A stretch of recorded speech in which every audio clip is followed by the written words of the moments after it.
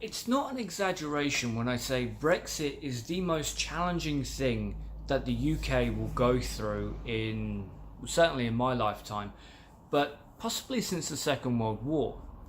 We're not just returning to the glory days, we are going back decades when the rest of the world has moved on.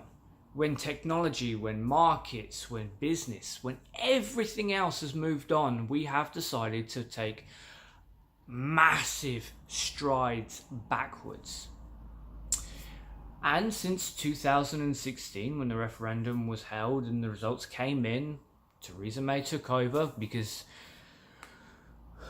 well, the pig fucker David Cameron decided to stand down. I've been very critical of the fact that we haven't actually done anything. We haven't set up the infrastructure that we needed. We haven't hired more border patrol that we will absolutely need. We haven't hired more custom agents. We haven't done any of these things that we needed to get done. But it goes so much further than that when you look at what the Prime Minister has done just in the last few months. She had this deal that her ego was telling her was amazing. But people were telling her that it wouldn't pass. So what did she do? I mean, I know what I would have done. I would have actually spoken to other people. I would have taken other people's advice.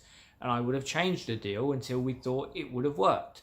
But that's not what Theresa May did. Instead, Theresa May kept pushing off the vote for the deal in some blind and egocentric attempt to force members of parliament to vote for this bill because, hey, we're running out of time. Did it work? No, it did not. So she skulked away and came back. And when she came back, did she come back with this new deal? Did she alter it in any meaningful way? No. The basic crux of the second deal, is that it wrote down in legal terms, at least a portion anyway, of what we'd actually have to do legally with the Irish border.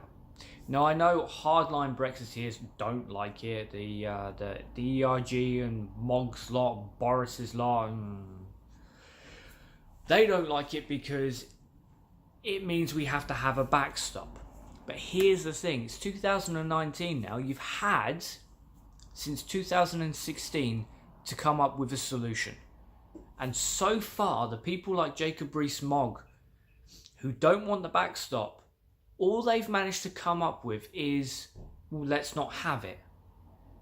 Showing just how pig ignorant they are on the situation.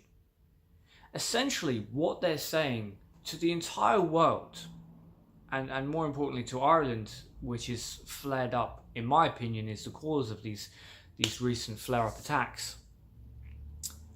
Fuck you very much. That's it. That's the attitude. We want out, so to hell with Ireland.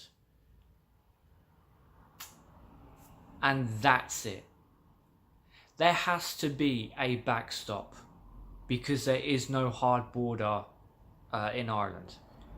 There has to be this backstop because the technology that Brexiteers claim will save the day doesn't exist. And we know it doesn't exist because it's not being used anywhere. But Theresa May's second deal, did it get a pass? No.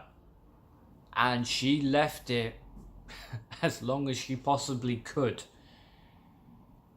So what is the reaction now that the second deal she put forward has been rejected? To come out and blame other members of parliament for not standing behind her. I've compared her to Trump, at least her attitudes to Trump's, a number of times. She will automatically assume that she's right and everyone else is wrong. She will automatically assume that she's the smartest person in the room. Police officers tell her beforehand, look, if you cut funding to the police, there will be a rise in crime. Cuts funding to the police. There is a rise in crime.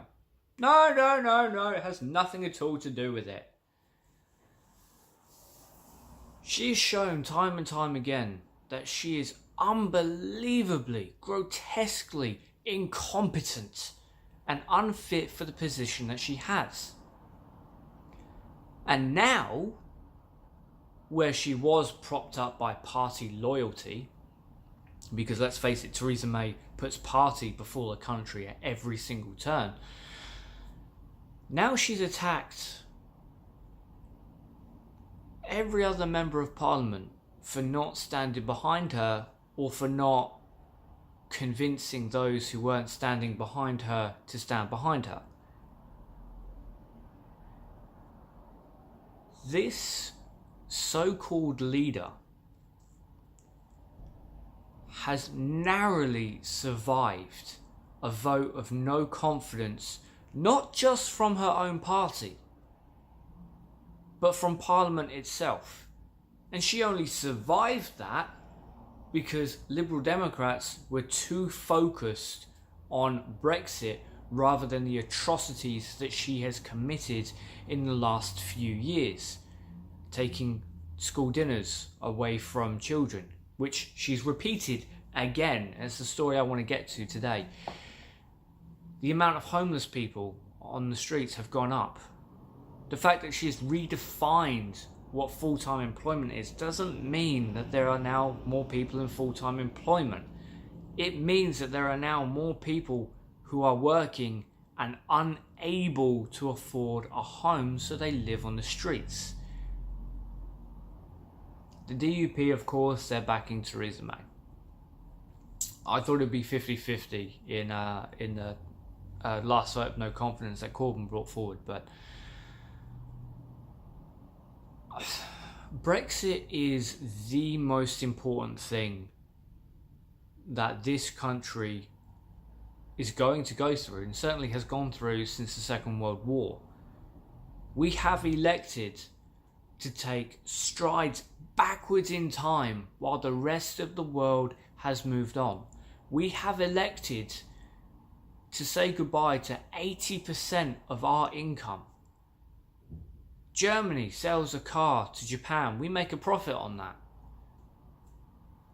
We've elected to say goodbye to all of that, to all of our trade deals, to all of the customs.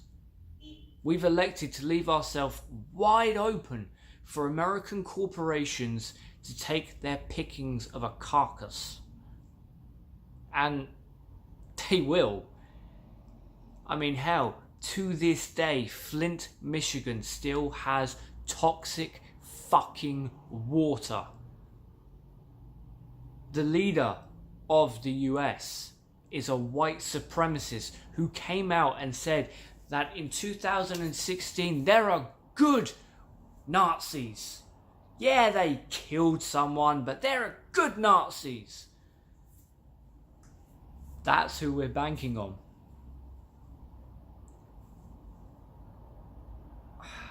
Europe's response has been a bit of a mixed bag. Everything changes from day to day, so I wanted to do a story on Saturday, but I had to leave early Saturday. I've been out of the country for a few days. But the reports I've seen have varied. Some EU leaders have said they're willing to give the UK an extension on time if there is a second referendum. Others have said they're willing to give the UK time to get our affairs in order if we agree on a deal. There's no debating this. You can follow the numbers. We are going to lose 80% of our wealth, and we are not prepared for it. We have done nothing. Yes, the EU is going to take a hit as well, but the EU have actually been preparing for us to leave with no deal from day one. All politicians lie. All politicians look out for their own self-interest first. But the majority of politicians think of the worst case scenario and act accordingly. Whereas our politicians have been dicking about since 2016, letting buffoons take hold of incredibly important positions of power. Boris Johnson as foreign fucking secretary. Chris Grayling still in charge of transport. And yes, I know he didn't actually have to pay out 14 million to Seaborne Freight, but a 5-minute Google search would have shown that Seaborne Freight was a sham and was never going to fulfill its contract. And while we didn't pay out 14 million, we did pay out £300,000 on consultant fees, so the con men who run that company still made off with taxpayer money. Theresa May does nothing.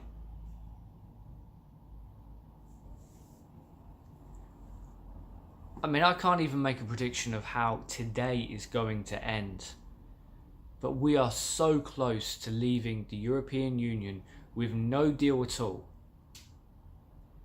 And I know people think it will be great. Hell, I even have friends saying that the 24th or 25th article of the WTO means we're going to be absolutely fine. But no, because the EU have to agree to that. Which, why the hell would they? Why would they agree to a country outside of the Union having full access to the Union without having to pay anything? That is monstrously dim. Yet it's the kind of lie that Jacob Rees-Mogg keeps on peddling. And people are buying it because of repetition. You say a lie proudly enough and often enough and people will start taking it as truth. And that is how we've got into the situation we're in now. The EU is this big bad. They're telling us what to do. It's a lie. The EU have this global agenda. What is that global agenda? Exactly what are those details? I mean, I hate to say this, but there's nothing to do with George Soros. He's happy in America. That's where he's made his damn fortune. He's a Democrat and on the left by default. Just because he's not as terrible as the Koch brothers doesn't mean he wants to rule the world.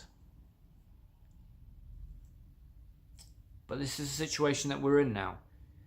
One side saying facts and figures and being condemned as Project Fear, and the other side having ungrounded beliefs and conspiracy theories. What's going to happen? Flip a coin.